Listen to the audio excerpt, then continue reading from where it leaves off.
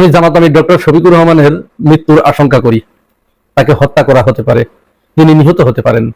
আমি ইতিহাসের একটি ঘটনা পরম্পরা থেকে এটি আমার কাছে মনে হচ্ছে। আপনারা যদি একটু মিলিয়ে দেখেন তাহলে ইঙ্গিতটা হয়তো আপনারাও পেয়ে যেতে পারেন। কারণ ডক্টর শফিকুর রহমান তিনি অত্যন্ত বেশি দুঃসাহসিকতা দেখিয়ে ফেলেছেন। আর বাংলাদেশের ইতিহাসে এর আগে দুঃসাহসিকতা দেখানো একজন রাষ্ট্রনায়ককে নির্মমভাবে হত্যা করা হয়েছিল। তিনি শুধু দুঃসাহসিকতাই দেখান নাই, তিনি দেখিয়েছিলেন দেশপ্রেমের এক উজ্জ্বল দৃষ্টান্ত। বলছি মেজর জিয়াউর রহমানের কথা। আপনারা হয়তো যারা রাজনীতি সচেতন তারা সবাই জানেন যে জিয়াউর রহমান তিনি বলেছিলেন, I make politics difficult for the politician, অর্থাৎ আমি রাজনীতিবিদদের জন্য রাজনীতিকে কঠিন করে দেব। এই কথাটি তার কাল হয়েছিল। তিনি রাজনীতিবিদদের জন্য রাজনীতি কিভাবে কঠিন করেছিলেন? তিনিই প্রথম শেখ মুজিবের যে বাকশাল ছিল সেই বাকশালের মূলোৎপাটন করে তিনি বহুদলীয় গণতন্ত্র প্রতিষ্ঠা করেছিলেন। বলা বাহুল্য, তিনি যাদের জন্য রাজনীতি সহজ করে দিয়েছিলেন, রাজনীতির পথ খুলে দিয়েছিলেন, যাদেরকে তিনি ভারত থেকে এনে বাংলাদেশের মাটিতে এনে রাজনীতি করার সুযোগ দিয়েছিলেন, তারাই জিয়াউর রহমানকে দুনিয়ার বুক থেকে সরিয়ে দিয়েছিলেন। এটি তিনি প্রতিদান পেয়েছিলেন, তার প্রতিদান এভাবেই দেওয়া হয়েছিল। শুধু তাই নয়, জিয়াউর রহমান আর কি করেছিলেন? তিনি তার ক্ষমতার পুরা সময়কালে দুর্নীতি মুক্ত একটা বাংলাদেশ গড়ার জন্য আপ্রাণ চেষ্টা চালিয়েছিলেন, যেন দুর্নীতি বাংলাদেশে আর কোনোদিন মাথাচাড়া দিয়ে না উঠতে পারে। তিনি নিজে তো দুর্নীতি করেনি নাই, এর সাক্ষী আপনারা সবাই। আমরা দেখি নাই, কিন্তু আমাদের মুরব্বীদের মুখে গল্প শুনেছি যে তাকে যখন হত্যা করা হয় তখন তার বাসা থেকে একটা ভাঙা সুটকেস ছাড়া অন্য কিচ্ছু পাওয়া যায়নি, কোনো সম্পদ পাওয়া যায়নি। তিনি নিজে খাল কেটেছেন, নিজে বাংলাদেশকে পয় পরিষ্কার করেছেন, যেখানে গিয়েছেন সেখানেই তিনি জনসভার পরে মাঠ পরিষ্কার করেছেন। জনদুর্ভোগ লাঘবের জন্য তিনি হেন কোনো প্রচেষ্টা নেই যা তিনি করেন নাই। বিনিময়ে তাকে দুনিয়ার বুক থেকে সরিয়ে দিয়েছে কুচক্রীরা। ঠিক আমরা দেখতে পাচ্ছি জামাত আমির ডক্টর শফিকুর রহমান, তিনিও কিন্তু জিয়াউর রহমানের মতো সেই পথেই হাঁটছেন। শেখ হাসিনার পালিয়ে যাবার পরে বাংলাদেশের রাজনীতিতে শফিকুর রহমান একজন আইকন হয়ে উঠেছে এবং চতুর্দিক থেকে শফিকুর রহমানকে সমালোচনা করার যখন আর কেউ কোনো ইস্যু খুঁজে পাচ্ছে না, তখন তারা বাধ্য হচ্ছে তার প্রশংসা করতে। তাকে একজন জাতীয় নেতার মর্যাদা দিতে কেউ কুসুর করছে না। প্রফেসর ডক্টর ইউনূস তার প্রশংসা করেছেন, রেস সচিব শফিকুর রহমান তার প্রশংসা করেছেন। চতুর্দিক থেকে যখন তার প্রশংসা আসছে তখন তো এক শ্রেণীর মানুষের এটি গাত্রদাহ হচ্ছে, তাদের জন্য রাজনীতির জায়গাটা সংকুচিত হয়ে আসছে। যারা দুর্নীতিবাজ তাদের জন্য তিনি বিরাট একটা মেসেজ দিয়েছেন 19 তারিখের সোহরাওয়ার্দী উদ্যানে। তিনি সেখানে ঘোষণা করেছেন যে তিনি যদি ক্ষমতায় যায় তার দল, তাহলে তিনি তো দুর্নীতি করবেনই না, দুর্নীতিকে তিনি করতেও দিবেন না, প্রশ্রয়ও দিবেন না, কাউকে দুর্নীতি করতে দেবেন না। তার যারা মন্ত্রী এমপি হবে তাদেরকে তিনি ট্যাক্সবিহীন কোনো গাড়ি কিনতে দিবেন না, কাউকে তিনি প্লট বরাদ্দ নিতে দিবেন না। এই যে ঘোষণা, এই ঘোষণা তো তার যারা রাজনৈতিক প্রতিপক্ষ আছে, যারা এই কাজগুলো করে এবং এটার জন্য রাজনীতি করে, তাদের তো মাথায় আকাশ ভেঙে পড়েছে। তারা কি এই শফিকুর রহমানকে শুধু শুধু ছেড়ে দেবে? মনে হয় না।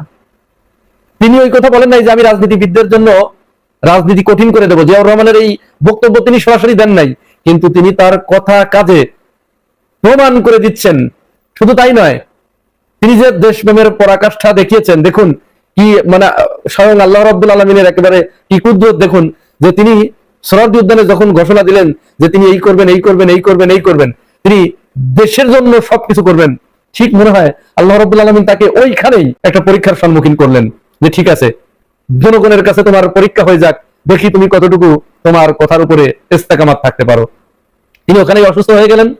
অসুস্থ হয়ে যাওয়ার পরে তার হার্টে 5টি ব্লক ধরা পড়লো। অন্যান্য রাজনৈতিক দলের আতি নেতা পাতি নেতা ওয়ার্ড লেভেলের নেতা হলে কি করতেন? হয় সিঙ্গাপুর যেতেন, না হয় চায়নায় যেতেন, না হয় ভারতে যেতেন, লন্ডনে যেতেন, আমেরিকায় যেতেন। শফিকুর রহমান তিনি বলেছেন, তিনি বলেন নাই যে আমি তোমাদের জন্য রাজনীতি কঠিন করে দেবো, কিন্তু তিনি তার কাজ দিয়ে তাদেরকে আটকিয়ে ফেলছেন, এমন ভাবে তাদেরকে আবদ্ধ করে ফেলছেন যে এর বাইরে যে যাবে কিচ্ছু বলতে হবে না। এটাকে বলে নীরব বিপ্লব, এটাকে বলে মানুষের অন্তরের ভিতরে তার কাজের দ্বারা তার প্রতিপক্ষের অন্তরের ভিতরে একটা তুফান তুলে দেয়া, ঝড় তুলে দেয়া, আগুন ধরিয়ে দেয়া। সে দিক বিদিক শূন্য হয়ে যাবে, কিং কর্তব্য বিমূঢ় হয়ে যাবে, কি করবে সে বুঝতে পারবে না। তিনি সিদ্ধান্ত নিলেন, আমি আমার বাংলাদেশের চিকিৎসা ব্যবস্থার উপরে আমার যথেষ্ট আস্থা রয়েছে, আমি এদেশের চিকিৎসা ফেলে রেখে আমি একটা রাজনৈতিক দলের প্রধান হয়ে আমি অন্য দেশে চিকিৎসা নিতে যেতে পারি না। এতে আমার দেশের ডাক্তারদের অবমাননা করা হবে, চিকিৎসা সেবা বাংলাদেশে কোনোদিন উন্নতি হবে না। সুতরাং আমি আমার দেশে চিকিৎসা নিব। এই কথা, এই ঘোষণা যখন তিনি দিলেন, এবার তো পুরো চিকিৎসা বিভাগ, পুরো স্বাস্থ্য বিভাগ নড়ে চড়ে বসলো, পুরো সরকার পর্যন্ত নড়ে চড়ে বসলো যে সর্বনাশ, এই ব্যক্তিকে কি করে থামানো যায়? একে তো খুব কঠিন তো ইয়ে করা। ঠিক আছে, তোমরা তাড়াতাড়ি তার চিকিৎসার ব্যবস্থা করো, যেন বিন্দু মাত্র কোনো এলোমেলো না হয়, কোন রকম কোনো শৈথিল্য প্রদর্শন করা না হয়। তার জন্য বাংলাদেশের দেবী সেটি, কিসের দেবী সেটি? দেবী সেটি কয়েকজন মানুষকে হার্ট সার্জারি করেছে। এই ডক্টর জাহাঙ্গীর কবির, আমরা জানতাম না এতদিন। ভারত শুধু তাদের ইতিহাসগুলো সামনে তুলে দেয় আর আমাদের গুলো নিচে দাবিয়ে দেয়। এই জাহাঙ্গীর কবির 29,000-এর উপরে হার্ট সার্জারি করেছেন। দেবী সেটি কয়েকজনকে করেছেন? তার কাছে আপনারা একটু, যারা সাংবাদিকরা আছেন ভাইরা, আপনারা তার কাছে একটু যে ইন্টারভিউ নিন যে কতজনকে আপনি হার্ট সার্জারি করেছেন। তিনি এশিয়া মহাদেশের দেবী সেটি। তিনি শফিকুর রহমানের ওপেন হার্ট সার্জারি করেছেন। রাজনীতিবিদদের তিনি ইঙ্গিত দিয়ে দিলেন, ভবিষ্যতে তোমরা বিদেশে গিয়ে চিকিৎসা নিবা, বাংলাদেশের স্বাস্থ্যসেবা ভঙ্গুর অবস্থায় রেখে বিদেশে গিয়ে চিকিৎসা নিবা, বাংলাদেশের দিকে তাকাবে না। ঠিক আছে, যাইও, জনগণ তোমাদেরকে ব্যালটের মাধ্যমে এর জবাব দেবে। জনগণ কিন্তু একটি মেসেজ পেয়ে গেছে যে যে নেতা বাংলাদেশের প্রতি যার এরকম আস্থা, তার আসলে বাংলাদেশ ছাড়া নাই, কোনো জায়গা নাই। আওয়ামী লীগের আছে ইন্ডিয়া, তারা তো ইন্ডিয়া পালিয়ে চলে গেছে। এদেশে বিএনপি জামাতের কি আছে? কিছুই নাই। তারা এই বাংলাদেশেই তাদের জন্ম, এই বাংলাদেশেই তাদের, মরে গেলেও তাদের এখানেই থাকতে হবে। দেখছেন না তাদের উপর কতটা অত্যাচার নির্যাতন করা হয়েছে? তারা কি বাংলাদেশ ছেড়ে পালিয়েছে কখনো? কিন্তু যারা অত্যাচার করেছে তারা এখন তাদের মামু বাড়ি, শ্বশুর বাড়ি, নানা বাড়ি পালিয়ে গেছে। সুতরাং এই যে শফিকুর রহমান একের পর এক তার সাহসের পরাকাষ্ঠা দেখাচ্ছেন, তিনি দেশপ্রেমের যে উজ্জ্বল দৃষ্টান্ত দেখাচ্ছেন, এটি তো তিনি যখন জনগণের ভিতরে আস্থার জায়গা করে নিচ্ছেন, মানুষকে তিনি একটা মেসেজ দিচ্ছেন। ঠিক অনুরূপভাবে যারা লুটেরা শ্রেণীর রাজনীতিবিদ, যারা রাজনীতি করেই লুটপাট করার জন্য, যারা রাজনীতিতে আসে অর্থ কামানোর জন্য, রাজনীতিকে যারা একটা ব্যবসা হিসেবে গ্রহণ করেছে, এই লোকগুলো তো, তাদের তো বাজার শেষ হয়ে যাবে, তাদের তো মার্কেট নষ্ট হয়ে যাচ্ছে। তো যখন তাদের মার্কেট নষ্ট হয়ে যাবে, তখন তারা যে এর প্রতিশোধ নেবে না, এর নিশ্চয়তা কি? ভিতরে ভিতরে যে তারা ষড়যন্ত্র করছে না, এর নিশ্চয়তা কি? এই হলো আমাদের দেশের অসৎ রাজনীতিবিদদের এই হলো অবস্থা। এরা নিজেরা তো অসৎ, ভালো জীবনে হবে না, দেশের কথা জীবনে চিন্তা করবে না। কেউ যদি দেশের কথা চিন্তা করে, দেশপ্রেমের প্রকাশটা দেখায়, তাহলে তাকে প্রতিপক্ষ ভেবে সে তার ভাত নষ্ট করে দিচ্ছে, তার বাজার নষ্ট করে দিচ্ছে, এই আশঙ্কায় তার পিছে লাগে। এক পর্যায়ে তাকে এই দুনিয়া থেকে বিদায় করে দেওয়া হয়। জিয়াউর রহমানের মতো আমরা আল্লাহর কাছে প্রার্থনা করি যে তেমনটি না ঘটুক, তবে এই সম্ভাবনা কিন্তু একেবারে নাকচ করে দেওয়া যায় না। আমাদের অনেক কাজ করতে হবে একসাথে। সেই কাজে শফিক ভাইকে দরকার, শফিক ভাইয়ের মতো নেতা দরকার, শফিক ভাইয়ের মতো মুরব্বী দরকার। শফিক ভাই মানুষের মন জয় করে ফেলছে। উনি মন জয় করার মতোই মানুষ, একজন অত্যন্ত উঁচু মনের মানুষ, একজন অত্যন্ত ক্যাপাবল লিডার। তাই ভারত সহ বাংলাদেশে যারা নির্বাচিত হয়ে ক্ষমতায় এসে বাংলাদেশকে পরিচালনা করতে চায়, সকলের মৌন সম্মতি বা মৌন ইচ্ছা পূরণের জন্যই জামাত আমির ডাক্তার শফিকুর রহমানকে কিভাবে হত্যা করলে সাপও মারা যাবে, লাঠিও ভাঙ্গা হবে না, সেই চিন্তা এখন চলছে। বাংলাদেশ বাণী দক্ষিণ পূর্ব এশিয়ার রাজনীতিতে বর্তমান উর্থি বিশ্ব পরিচিত নেতা হয়েছেন জামাতের আমির ডাক্তার শফিকুর রহমান। তার কথাবার্তা এবং কার্যকলাপের কাছে রাজনীতিবিদরা দিন দিন নিজেদেরকে পরাজিত বলে মনে করছেন। যেমনটা মরহুম প্রেসিডেন্ট জিয়াউর রহমানের 3 বছরের শাসন আমল। মরহুম প্রেসিডেন্ট জিয়াউর রহমান ছিলেন এরকম একটি ধাঁচের মানুষ। এরপরে বাংলাদেশের 54 বছরের রাজনীতিতে দেখা যাচ্ছে যে এত শক্তিশালী, পাওয়ারফুল, জনগণের ভালোবাসা পাওয়ার নেতা আর কেউ তৈরি হতে পারেন নাই। অনেকেই রাজনীতি করছেন এবং রাজনীতি করে প্রধানমন্ত্রী হয়েছেন, রাষ্ট্রপতি হয়েছেন, রাষ্ট্রের মন্ত্রী হয়েছেন। জামাতের আমির ডাক্তার শফিকুর রহমান এ পর্যন্ত কোনো মেম্বার, চেয়ারম্যান, উপজেলা চেয়ারম্যান, পৌরসভা চেয়ারম্যান, সংসদ সদস্য, মন্ত্রী কোনো কিছুই হন নাই। কিন্তু উনি হওয়ার আগেই এত বেশি জনপ্রিয়তা অর্জন করেছেন, যেই জনপ্রিয়তা অনেকের কাছে এখন হিস্সা হচ্ছে। বিশেষ করে যেই ঘোষণাটি দিয়েছেন ওনাদের জনসমাবেশে যে আমরা দুর্নীতি করব না এবং কাউকে দুর্নীতি করতেও দেব না, যেটা সোহরাওয়ার্দী উদ্যানে ওনার বক্তব্যের মাঝে উনি পড়ে গিয়েছিলেন, অসুস্থ হয়ে গিয়েছিলেন। সেই অসুস্থতা থেকেই আজকে উনি ওপেন হার্ট সার্জারি করে হাসপাতালে আছেন। হাসপাতালে ওপেন হার্ট সার্জারি করাটা নিয়েও উনাকে নিয়ে আরেকটি আলোড়ন সৃষ্টি হয়েছে যে 29,000 ওপেন হার্ট সার্জারি করেছে জাহাঙ্গীর কবির সাহেব, বাংলাদেশের ডাক্তার। আর যেখানে 15,000 করেন নাই দেবী শেট্টি ভারতের, এই ভারতের দেবী শেট্টিকে বিশ্বের সেরা ওপেন হার্ট সার্জারি কারী হিসাবে পরিচিত করানোর জন্য চেষ্টা চলেছিল ভারত বাংলাদেশ সহ যৌথভাবে। আর এখানে উনি জাহাঙ্গীর কবির সাহেবকে প্রতিষ্ঠিত করে দিলেন যে বিশ্বের মধ্যে সবচেয়ে বড় ওপেন হার্ট সার্জারির ব্যক্তি, ইতিহাস সৃষ্টিকারীর ব্যক্তিটি বাংলাদেশে, উনার নাম জাহাঙ্গীর কবির। এবং এই জাহাঙ্গীর কবির সাহেব উনার ব্যাপারে, উনার ওপেন হার্ট সার্জারির ব্যাপারে যে বক্তব্য লোকসমাজে এসে দিয়েছেন, ডাক্তারদের ইতিহাসে খুব কমই আছে এরকম ডাক্তাররা সরাসরি এসে সাংবাদিকদের সামনে তার বিস্তারিত কথা বলেন। এবং ডাক্তার জাহাঙ্গীর কবিরের মুখেও ডাক্তার শফিকুর রহমানও যেহেতু একজন পেশাদার ডাক্তার, সেই ডাক্তারের কারণে একে অপরের সাথে যে একটা সৌহার্দ্যপূর্ণ সম্পর্ক দেখালেন, ভালোবাসা দেখালেন, স্নেহ মমতা শ্রদ্ধা সম্মান দেখালেন, এটাও হিস্সা হয়ে যাচ্ছে এখন প্রতিপক্ষ রাজনীতিবিদদের কাছে। ভারত চাচ্ছে প্রতিপক্ষ রাজনীতিবিদদেরকে উস্কিয়ে দিয়ে ডাক্তার শফিকুর রহমানকে যে কোনো ভাবে দুনিয়া থেকে বিদায় করে দিতে পারলে ভারতের আধিপত্যবাদ, ভারতের সংস্কৃতি, ভারতের কালচার বাংলাদেশে টিকিয়ে রাখা সম্ভব। আর যদি ডাক্তার শফিকুর রহমান বেঁচে থাকে এবং উনি যদি আগামী নির্বাচনে মাঠে চষে বেড়ান, জনতার কাছে যদি ভোটের জন্য উনি যাওয়ার সুযোগ পান, তাহলে ভোটের পাল্লা একই, তাদের মার্কা হলো পাল্লা, আরেকটা হলো ভোটের পাল্লা, সেই দুই পাল্লা মিলে সম্ভাবনাটা এখন অনেকেই ধরে নিচ্ছেন যে জামাতের ডাক্তার শফিকুর রহমান মাঠে থাকলে মাঠে এবার একটি অপরিকল্পিত ফলাফল চলে আসতে পারে। যারা উনার প্রতিপক্ষ আছেন, রাষ্ট্রের সরকার আছেন, বাংলাদেশের সেনাবাহিনী আছেন, বাংলাদেশের গোয়েন্দা সংস্থা আছে, বাংলাদেশের সচিবালয়ে যারা সচিব আছেন, যারা অনেকেই জামাতের আমিরকে চান না, আবার অনেকেই জামাতের আমিরকে ভালোবাসেন। যারা সৎ, যোগ্য, মেধাবী, তারা মনে করছে আমাদের সততার মূল্য, আমাদের যোগ্যতার মূল্য, আমাদের মেধার মূল্য একমাত্র জামাতই দিতে পারবে। জামাত মেধার মূল্য, সততার মূল্য, যোগ্যতার মূল্য ইতিমধ্যে দিয়ে অনেকগুলা উদাহরণ তৈরি করেছে বিভিন্ন বিশ্ববিদ্যালয়ে, বিভিন্ন শিক্ষা প্রতিষ্ঠানে। সর্বশেষ জামাতের নিজস্ব ব্যাংক হিসাবে পরিচিত বাংলাদেশের সবচেয়ে বড় একটি ব্যাংক, ইসলামী ব্যাংক বাংলাদেশ লিমিটেড, সেই ইসলামী ব্যাংকে যিনি চেয়ারম্যান হয়েছে, যার নাই মুখে দাড়ি, যাকে আমরা চিনতাম না, মানুষটা অনেকে, আমি যখন ছবি দিয়ে ওনার পোস্ট দিলাম, অনেকে লেখছে মাসুক ভাই উনি হিন্দু না মুসলমান।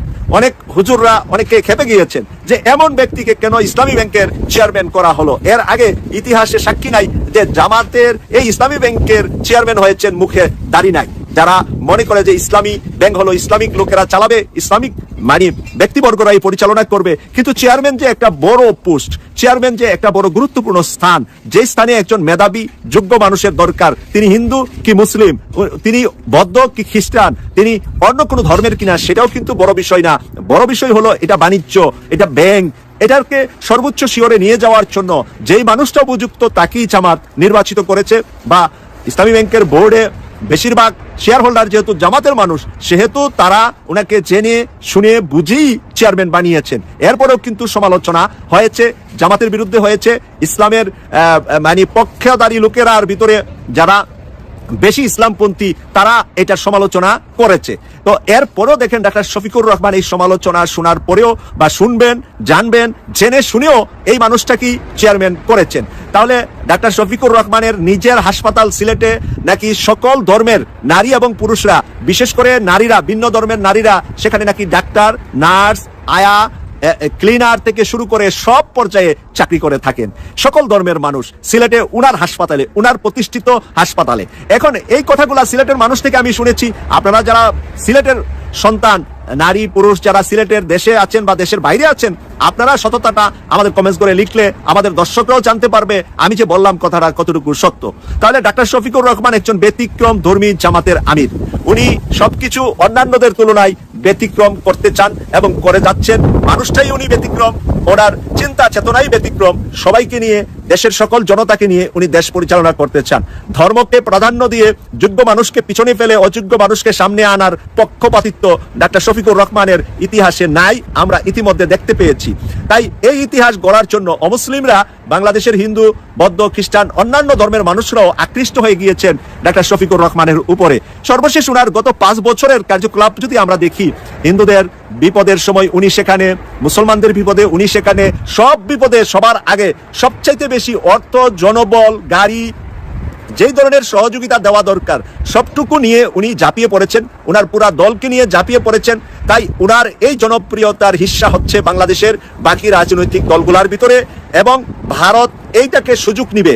বাকি রাজনৈতিক দলগুলার সবার যে হিংসা হবে তা নয়, কারো কারো ভিতরে হিংসা তৈরি হবে, কারো কারো ভিতরে ওনার জন্য ভালোবাসাও তৈরি হয়েছে। কিন্তু ভারত এখন এই সুবিধা নিয়ে বাংলাদেশে উনার বিপক্ষে কারা অবস্থান করছেন বা করবেন, উনাকে কারা মানে প্রতিপক্ষ মনে করছেন, তাদের সাথে ভারত এবার কাজ করার জন্য মহাপরিকল্পনা এঁটেছেন, এবং রয়ের মাধ্যমে ভারত চাচ্ছেন যে উনাকে আর যেন রাজনীতির মাঠে আবার যেন উনি এসে উনার জনপ্রিয়তা আবার তুঙ্গে না আনতে পারেন, তার আগেই উনাকে কিভাবে শেষ করে দেওয়া যা, বা সর্বোচ্চ আগামী নির্বাচনের ক্যাম্পিং এ আমি এই ধারণা আগেই করে রেখেছি, আগেই বলেছিলাম একটা ভিডিওতে, আগামী নির্বাচনের ক্যাম্পিং এ মাঠে তারা যখন নির্বাচনী কার্যক্রম নিয়ে চষে বেড়াবে, তখন দুইজন মানুষের উপরে আমি একটি প্রেডিকশন করেছিলাম আরো কিছুদিন আগে, সেটা এর পরবর্তীতে বাস্তবেও এটার ফলাফল কিছু সরকারের কাছে ধরা পড়েছে।